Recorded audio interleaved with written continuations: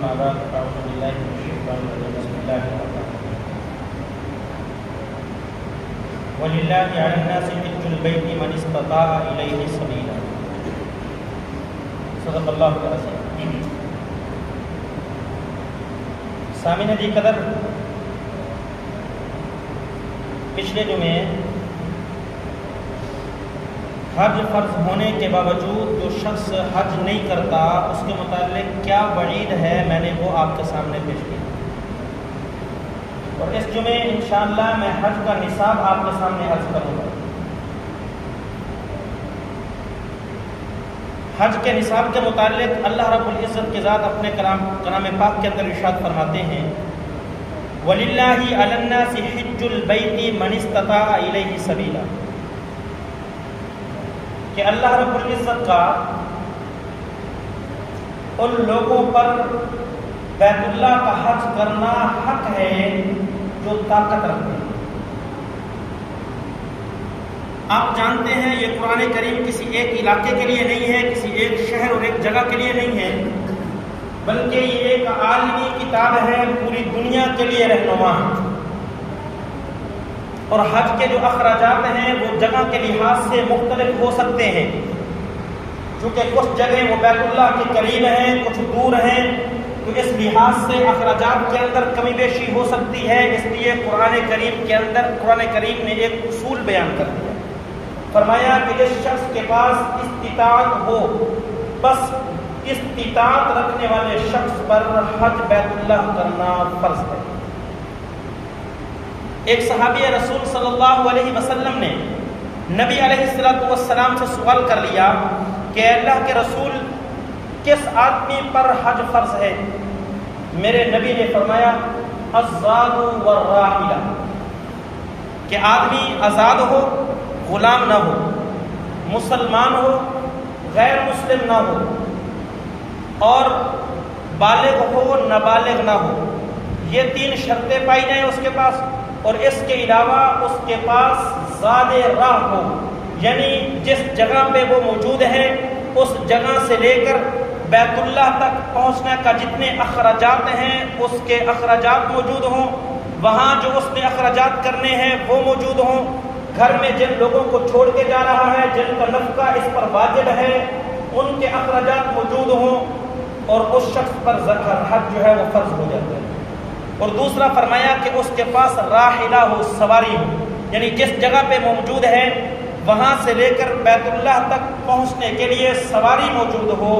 آج کل جو ہے سواری کی کوئی ضرورت نہیں ہے، بس آج کل ہمیں جو ہے وہ صرف زاد راہ چاہیے، یعنی جو ہے وہ اخراجات چاہیے. اگر کسی بندے کے پاس اپنے گھر کے اخراجات نکالنے کے بعد یہاں سے لے کر بیت اللہ تک پہنچنے میں جتنے اخراجات ہوتے ہیں ان اخراجات کو خرچ کرنے کے پیسے موجود ہیں تو ایسے شخص پر حج فرض ہو جاتا ہے. اور اس سال جو آپ کے پاکستان کا جو حج کی وزارت ہے انہوں نے جو نصاب نکالا تقریباً 13.5 لاکھ روپے ہے. اگر کسی بندے کے پاس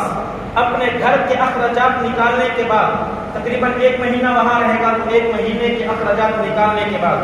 13.5 لاکھ کسی کے پاس موجود ہیں تو ایسے شخص پر حج بیت اللہ کرنا وہ فرض ہو گیا. اور اگر کسی بندے کے پاس اتنے پیسے موجود نہیں ہیں، اس سے کم موجود ہیں، تو اس شخص پر حج فرض نہیں ہے. لیکن اگر حج کے دن نکل گئے، حج کے دنوں کے بعد کسی اور مہینے کے اندر اس کے پاس بیک وقت اتنے پیسے آ گئے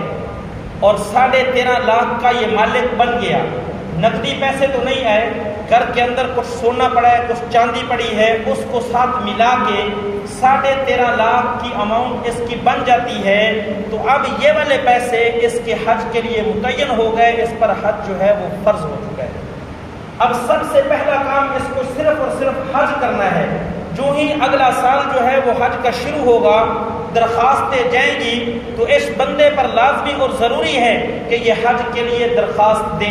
اگر اس کا نام نکل آتا ہے تو پھر ٹھیک ہے، حج کے لیے جائے. اگر اس کا نام نہیں نکلتا تو پھر علماء نے فرمایا کہ اس کے پاس دیکھیں گے کچھ اور پیسے موجود ہیں ان پیسوں کو ساتھ ملا کے یہ پرائیویٹ حج کر سکتا ہے تو تب بھی اس کے لیے حج پہ جانا لازمی اور ضروری ہے۔ اگر کوئی اور پیسے موجود نہیں ہیں، صرف یہی جو سرکاری حج ہے اسی کے پیسے موجود ہیں اور پیسے موجود نہیں، تو اب کہتے ہیں اس بندے کے لیے اگلے سال تک حج جو ہے وہ مؤخر ہو گیا، یہ فریضہ اگلے سال تک کے لیے ساقط ہو گیا۔ لیکن جب اگلا سال آئے گا تو پھر اس کے لیے لازمی اور ضروری ہے کہ یہ درخواست جو ہے وہ جمع کرے۔ جب تک اس کا نام نہیں نکلتا اس وقت تک یہ درخواست دیتا رہے گا اور اس پر حج جو ہے وہ فرض رہے گا۔ لیکن اگر اس کے پاس بیک وقت اتنی اماؤنٹ آئی تھی، اب اس کے اوپر حج تو فرض ہو گیا، اب اس کے بعد یہ ان پیسوں کو کسی اور جگہ پہ خرچ کر دیتا ہے، مثلاً کوئی گاڑی لے لیتا ہے یا کوئی پلاٹ لے لیتا ہے یا اپنے بچوں کی کوئی شادی کر دیتا ہے یا اور کسی جگہ پہ اس کو پیسوں کو لگا دیتا ہے، تو میرے بھائیوں یہ جو حج ہے یہ اس کے اوپر فرض رہے گا، یہ حج اس سے اب ساقط نہیں ہوگا، حج اس کے اوپر ہے، جتنا اس کو اب یہ مؤخر کرتا چلا جائے گا، علماء نے لکھا یہ گنہگار ہوتا رہے گا۔ ہاں جب یہ حج ادا کر لے گا پھر اس کے بعد فرمایا جب حج ادا ہو گیا تو پیچھے مؤخر کرنے کی وجہ سے جو اس کو گناہ ہوا تھا انشاءاللہ اللہ رب العزت کی ذات اس گناہ کو معاف فرما دے گی۔ اس لیے میرے بھائی جب حج فرض ہو جائے تو سب سے پہلا کام صرف اور صرف حج ادا کرنا ہے، باقی کام وہ سب بعد میں چلے جاتے ہیں۔ بچوں کی شادیاں کرنا وہ بھی ذمہ داری ہے، وہ بھی بعد میں چلی جاتی ہے۔ گھر بنانا یہ بھی ذمہ داری ہے لیکن بعد میں چلی جاتی ہے۔ میرے بھائیوں کاروبار کرنا یہ بھی ضروری ہے لیکن یہ کاروبار جو ہے وہ حج کے بعد چلا جاتا ہے۔ سب سے مقدم صرف اور صرف بیت اللہ کا حج کرنا ہوتا ہے۔ اب بعض لوگ یہ کہتے ہیں کہ جس شخص نے عمرہ ادا کر لیا بس اب اس کا حج بھی اس کے اوپر فرض ہو گیا ہے۔ میرے بھائیوں یہ غلط فہمی ہے، حج ایک الگ عبادت ہے، عمرہ ایک الگ عبادت ہے۔ جس نے عمرہ ادا کر لیا اس پر حج اگر فرض ہوتا ہے تو اس کو دوبارہ جو ہے حج کرنا پڑے گا، اگر حج فرض نہیں ہوتا تو اس پر حج جو ہے وہ لازمی اور ضروری ہے۔ اور بعض لوگوں پر جب حج فرض ہوتا ہے وہ حج کرنے کے لیے نہیں جاتے بلکہ عمرہ کرنے کے لیے چلے جاتے ہیں کہ ہم نے حج کے اندر بھی جا کر تو حرمین شریفین کی زیارت کرنی ہے، وہاں حاضری دینی ہے، تو یہاں عمرے کے اندر بھی یہ سارے کام کر لیں گے تو ہمارا حج ادا ہو جائے گا۔ نہیں میرے بھائیوں جس شخص پر حج فرض ہوا ہے اس شخص کو حج کرنا ہی ضروری ہے، اگر وہ عمرہ ادا کرے گا تو اس کا حج ادا نہیں ہوگا۔ اس کی مثال ایسے ہی ہے جیسا کہ آپ فرض نماز پڑھنے کے لیے ہیں، فرض نماز تو نہ پڑھیں، 2 رکعت نفل پڑھ کے گھر چلے جائیں تو کیا خیال ہے وہ فرض ادا ہو جائے گا؟ یقیناً نہیں ہوگا۔ جس طرح نفل سے یہاں فرض ادا نہیں ہوتا اسی طرح میرے بھائیوں نفلی عمرہ کر لینے سے بندے کا فرضی حج جو ہے وہ ادا نہیں ہوتا۔ بعض لوگوں کی رائے خیال یہ ہوتا ہے کہ بھائی جب پیسے بیک وقت بندے کے پاس موجود ہیں اور اس کے بعد بندے کے بچے نوجوان ہیں، بچیاں نوجوان ہیں، تو پہلے اس پر جو ہے وہ شادی کرنا اور یہ کرنا یہ ضروری ہے، بچوں کا کاروبار بنانا یہ ضروری ہے، حج جو ہے وہ اس کے بعد جو ہے اگر نصاب ہوگا تو حج فرض ہوگا وقت نہیں ہوگا۔ نہیں میرے بھائیو یہ سارے شیطانی خیالات ہیں، یہ ساری کی ساری جو ہے ذمہ داری یہ بعد میں ہو جاتی ہے۔ یہ جو بچوں کی شادی کرنا یہ کوئی بندے پر فرض عین نہیں ہے بلکہ ایک معاشرتی ذمہ داری ہے کہ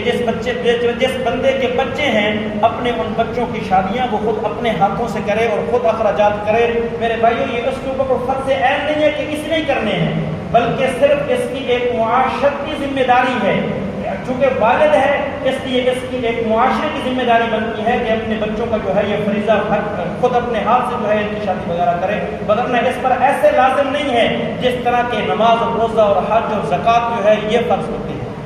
اسی طرح بچوں کو کاروبار بنا کر دینا، جب وہ بالغ ہو گئے اب ان کا اپنا حق ہے کہ وہ خود اپنے پاؤں پہ کھڑے ہوں، خود کمائیں۔ اب ان بچوں پر واجب ہو چکا ہے کہ اگر والدین کے پاس کھانے کے لیے نہیں ہے تو کھانے کے لیے مہیا کرنا بچوں کی ذمہ داری ہے، باپ کی ذمہ داری نہیں ہوتی بچوں کو جو ہے وہ کاروبار دینا۔ ہاں ایک معاشرتی ذمہ داری ہے کہ اپنی اولاد ہے وہ ایسے دھکے نہ کھاتی رہے بلکہ ان کو جو ہے وہ کاروبار بنا کے دے دیا جائے، لیکن یہ جو معاشرتی فریضہ ہے، معاشرتی ذمہ داری ہے، یہ جو حج بیت اللہ اللہ کی طرف سے فرض ہے اس سے مقدم نہیں ہو سکتا، یقیناً یہ اس سے مؤخر ہے۔ اس لیے میرے بھائیوں جو بندہ حج فرض ہونے کے بعد بھی ادا نہیں کرتا بڑی سخت وعید ہے۔ میں نے پچھلے جمعے وہ ساری وعیدیں آپ کے سامنے بیان کی ہیں۔ جس پر حج فرض ہے بس سب سے پہلے وہ حج کرنے کے لیے جائے۔ دعا ہے خدا کی ذات مجھے اور آپ کو اپنا فریضہ ادا کرنے کی توفیق عطا فرمائے۔ وما علینا الا البلاغ۔